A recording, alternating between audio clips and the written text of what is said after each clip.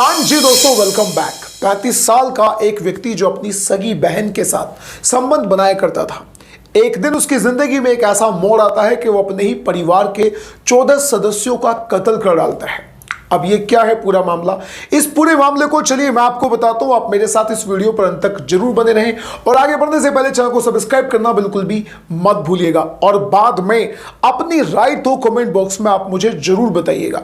तो दोस्तों, आज की जो सच्ची घटना है वो है महाराष्ट्र में एक शहर पड़ता है ठाणे।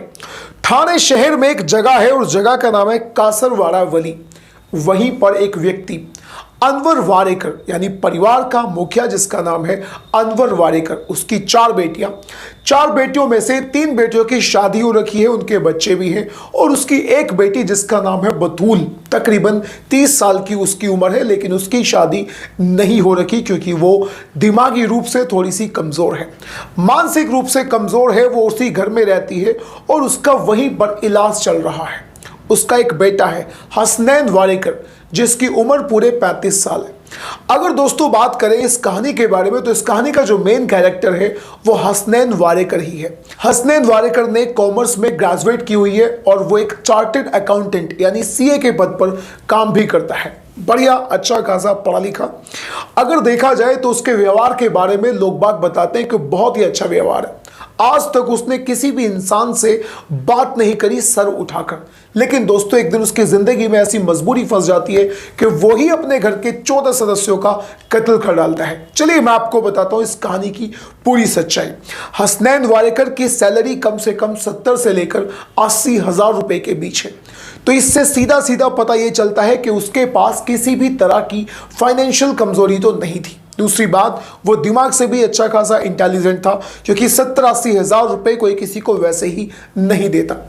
अनवर वारेकर यानी इस परिवार में एक प्रथा चलती आ रही है और वो प्रथा ये है कि ये लोग हर हफ्ते पार्टी किया करते थे, बारी बारी से। कभी किसी बहन के घर तो कभी किसी जीजा के घर तो कभी अनवर के घर में ही पार्टी हुआ करती थी। और दोस्तों, 27 फरवरी की शाम को हसनैन का खुद पार्टी देने का जिम्मा था, यानी आज जो नंबर था वो हसनैन का ही था।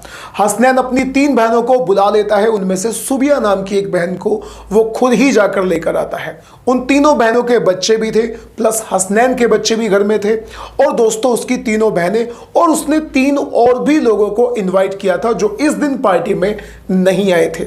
घर में आने के बाद खाना पीना हो जाता है। खाने पीने के बाद हसनैन इन सभी लोगों को कोल्ड ड्रिंक ऑफर करता है। कोल्ड ड्रिंक पीने के बाद बारी बारी से सभी लोग सोने के लिए चले जाते हैं। लेकिन दोस्तों, रात के 1 बजे से 3 बजे के बीच में जो सुबिया है अचानक से उसकी आंखें खुल जाती है और उसे महसूस होता है कि उसकी जो माँ है वो कहीं ना कहीं चिल्ला रही है। यानी अपनी माँ के चिल्लाने की आवाज़ को सुनकर वो अचानक से जग जाती है और जैसे ही अपने कमरे को खोलकर वो बाहर निकलती है तो उसकी आंखें सन्न रह जाती हैं क्योंकि दोस्तों उसकी आंखों के सामने उसकी माँ उसके बेटे के सामने गिड़गिड़ा रही थी और उसके बेटे यानी हसनैन के हाथ में एक चाकू था। अब सबसे पहले यहां मैं इस स्टोरी को रोककर आपको बताना चाहता हूं कि घर में जब भी कुर्बानी का काम हुआ करता था, यानी ईद पर जब कुर्बानी दी जाया करती थी तो उस कुर्बानी देने में हसनैन ही पूरी कुर्बानी दिया करता था, तो उसे बहुत अच्छे तरीके से चाकू चलाना आता था। अब कहानी पर वापस आते हैं। सुबिया अपने भाई के हाथ में चाकू देखकर डर जाती है, लेकिन वो देखती है कि उसकी माँ उसके सामने गिड़गिड़ा रही है और रहम की भीख मांग रही है। उससे कह रही है कि तू मेरा बेटा है, मैंने तुझे 9 महीने अपनी कोख पे रखा है, तुझे पाल पोस के इतना बड़ा करा है, तुझे खाना खिलाया, कम से कम मुझ पे तो रहम कर, मुझे छोड़ दे। लेकिन दोस्तों वो बिल्कुल भी उसकी बात नहीं सुनता। देखते ही देखते वो उसकी गर्दन पर चाकू रखकर उसे जान से मार देता है, यानी उसकी गर्दन को काट देता है। सुबिया जब चारों तरफ देखती है तो चारों तरफ खून ही खून फैला हुआ था। जीने पर खून था, नीचे फर्श पे खून था, दीवारों पर खून था। घर का कोई भी एक ऐसा कोना नहीं बचा था जहां पर सुबिया को खून नजर नहीं आता। अब दोस्तों, जो हसनैन है वो सुबिया की तरफ बढ़ता है। जैसे ही हसनैन सुबिया की तरफ बढ़ता है और उसे मारने की कोशिश करता है तो वो जान बचाने के चक्कर में, यानी वो हल्की सी बेहोशी वाली जो कंडीशन थी उसमें कम थी और यहीं पर उसकी जो माँ थी उसमें भी बेहोशी की कंडीशन कम थी, वो इसीलिए जाग भी गई थी। घर के और भी बहुत सारे सदस्य यानी अपने पिता, अपनी वाइफ, अपने बच्चे और अपनी बहनों के बच्चे और अपनी और भी 2 बहनों को वो पहले ही मार चुका था। यानी 3 बहनों को वो पहले ही मार चुका था। सुबिया उसकी चौथी बहन थी। मां को उसने सुबिया के सामने ही मार डाला। अब दोस्तों जैसे ही वो, असल में उसने कोल्ड ड्रिंक में कुछ नशीला पदार्थ मिलाया था, जिसे पीने के बाद सभी घर वाले बेहोश हो गए थे। अब उसके सामने दोस्तों सुबिया थी। वो सुबिया पर अटैक कर देता है, उस पर हमला कर देता है। हमले में सबसे शुरू में सुबिया की 4 उंगलियां कट जाती हैं और फिर वो हमला कर देता है उसकी गर्दन पर, और उसकी गर्दन पर भी चाकू लग जाता है। लेकिन सुबिया अपने इतने होश में होती है कि वो अपने भाई को धक्का देकर एक कमरे में घुसने में सफल हो जाती है। कमरे में जाने के बाद वो बाहर से दरवाज़ा लगा लेती है। दरवाज़ा लगाने के बाद वो एक खिड़की पर जाती है और वहां पर चिल्लाना शुरू कर देती है। कहीं ना कहीं उसे महसूस होता है कि उसकी आवाज़ बाहर शायद नहीं जा रही होगी, तो बाजू में पड़े गिलास को लेकर वो उस खिड़की के सरिये पर बहुत जोर जोर से मारना शुरू कर देती है। इसी बीच उसका भाई हसनैन बाहर दरवाजे पर खड़ा था और वो सुबिया से कहता है कि तुम दरवाज़ा खोल दो, मैं तुम्हें कुछ भी नहीं कहूँगा, और अगर तुमने दरवाज़ा नहीं खोला तो मैं तुम्हारे 12 साल के बेटे को मार दूंगा। लेकिन दोस्तों सुबिया को कहीं ना कहीं एहसास हो चुका था कि उसके बेटे को तो उसने पहले ही मार दिया, और डर के मारे उसने दरवाजा नहीं खोला। जब वो खिड़की पर बार बार गिलास को मार रही थी और चिल्ला रही थी, तो आजू बाजू में लोग इकट्ठा हो गए। उसने अपने लोगों से, यानी पड़ोसियों से और कुछ रिश्तेदारों से, आजू बाजू में रिश्तेदार और पड़ोसी सभी इकट्ठे हुए थे, उनसे बताना शुरू कर दिया कि हसनैन भाई ने घर के हर सदस्य को मार डाला। अब दोस्तों वो लोग उससे कहते हैं कि तुम दरवाजा खोलकर बाहर आओ, लेकिन वो उनसे बोलती है कि हसनैन बाहर ही खड़ा है और मेरे बाहर निकलते ही वो मुझे भी मार देगा। इस पर दोस्तों आजू बाजू के लोगों ने वहीं पर खिड़की को तोड़कर सुबिया को वहां से बचाया। थोड़ी देर में सब कुछ शांत हो चुका था। पुलिस को भी इन्फॉर्म कर दिया गया। आजू बाजू के बहुत लोग भी वहां पर इकट्ठा हो गए और अब सुबिया भी घर के बाहर निकल चुकी थी। थोड़ी देर में पुलिस वहां पर पहुंच जाती है। पुलिस कुछ पड़ोसियों की सहायता से जैसे ही घर के अंदर एंट्री करती है, तो वहां का जो मंजर था उसे देखने के बाद पुलिस वाले भी हैरत में पड़ गए थे। असल में चारों तरफ खून पड़ा हुआ था। घर का कोई भी ऐसा कोना नहीं था जहां पर खून ना हो, हर जगह पर खून पड़ा हुआ था। दोस्तों पुलिस जैसे ही आगे बढ़ती जाती है तो पुलिस एक जीने की तरफ नजर डालती है। उस जीने पर हसनैन की वाइफ पड़ी हुई थी और उसे देखकर लग रहा था कि वो कहीं ना कहीं बचने की कोशिश कर रही थी, लेकिन उसे दबोचकर हसनैन ने वहीं पर चाकू से मार डाला। अब दोस्तों आगे बढ़ते हैं। दूसरे फ्लोर पर, यानी वहां पर घर में 2 फ्लोर थे, एक फ्लोर नीचे था और एक फ्लोर ऊपर था। जब दूसरे फ्लोर पर जाकर देखते हैं तो हसनैन की लाश वहां पर पंखे से लटकी हुई थी। मतलब है कि घर के हर सदस्य को मारने के बाद हसनैन खुद पंखे पर लटक गया और उसने अपनी जान भी दे दी। जब लोगों ने उस मंजर को देखा तो हर व्यक्ति हैरत में पड़ गया था। हसनैन के हाथ में एक चाकू ऐसा का ऐसा ही था, यानी वो लटक चुका था, लेकिन उसके हाथ में जो चाकू की ग्रिप थी वो एज इट इज थी। बहुत ज्यादा टाइटली उसने अपने हाथ में चाकू को पकड़ा हुआ था।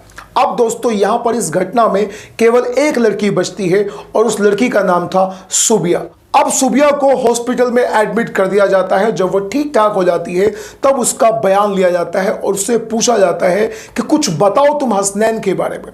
फिर दोस्तों वो हसनैन के बारे में बताना शुरू करती है और एक बहुत ही चौंकाने वाला खुलासा करती है। वो बताती है कि हसनैन वैसे तो बहुत ज़्यादा शांत स्वभाव का था, अच्छा खासा पढ़ा लिखा था, कभी किसी से भी बदतमीजी से उसने बात नहीं करी। लेकिन एक बार 2012 में भी इस तरह की घटना हुई थी कि घर का हर सदस्य बेहोश हो गया था कोल्ड ड्रिंक पीने के बाद ही। तो इससे जाहिर है कि एक बार और हसनैन ने पहले भी घर वालों को मारने की कोशिश करी थी। उसके बाद सुबिया बताती है कि एक दिन उसकी बहन जो मानसिक रूप से कमजोर थी, जिसका नाम था बतूल, वो उससे बताती है कि हसनैन ने मेरे साथ सेक्सुअल एक्टिविटी करने की कोशिश करी है, यानी कर ही दी है। यानी हसनैन बतूल के साथ सेक्सुअल रिलेशनशिप बनाया करता था। इस बात को बतूल ने सुबिया से बताया। सुबिया ने इसी बात को अपनी माँ को बताया और जब वो अपनी माँ से इस बात को बता रही थी तो उसके साथ उस कमरे में और भी कई सारे घर के सदस्य मौजूद थे। और दोस्तों इस बात को पर्दे के पीछे खड़े हसनैन ने सुन लिया था। इस बात को जानने के बाद कि उसका अपनी बहन से जो मानसिक रूप से कमजोर है उसके साथ सेक्सुअल रिलेशनशिप है, इस बात के बारे में सभी को पता चल चुका है। दोस्तों वहीं से हसनैन अपने घर वालों से बहुत ज्यादा नाराज था। बाद में पता चलता है कि जिन 3 लोगों को हसनैन ने खाने पर इनवाइट किया था, पार्टी में इनवाइट किया था, उन लोगों से उसने बहुत ज्यादा कर्जा भी ले रखा था। हसनैन के ऊपर कम से कम 60-70 लाख रुपए का कर्जा हो रखा था। अब दोस्तों लेकिन किसी को यह नहीं पता था कि वो पैसा उसने कहां पर लगाया था। अब हसनैन के बारे में लोग तरह तरह की बातें बना रहे हैं। कुछ लोग कहते हैं कि हसनैन जादू टोने में विश्वास किया करता था, तो कुछ लोग कुछ। लेकिन दोस्तों इस बात की सच्चाई केवल इतनी सी है कि हसनैन का अपनी सगी बहन जो मानसिक रूप से कमजोर थी उसके साथ सेक्सुअल रिलेशनशिप था। उसने अपने पिता, अपनी माँ, अपनी 3 बहनों, भांजे, भतीजे और अपने खुद के सगे बच्चे और यहां तक कि अपनी पत्नी और सभी के बाद में खुद की भी हत्या कर ली। अब दोस्तों उसने पूरे 15 मर्डर किए हैं, यानी 14 लोगों को उसने दूसरों को मारा है और 15वीं जो लाश थी वो उसकी खुद की लाश थी। अब दोस्तों यहां पर मैं आपको बताते चलता हूं कि ये जो घटना है ये 2016 की घटना है और सुबिया ने बताया कि 2012 में भी एक बार घर के सभी सदस्य इसी तरह से बेहोश हो गए थे।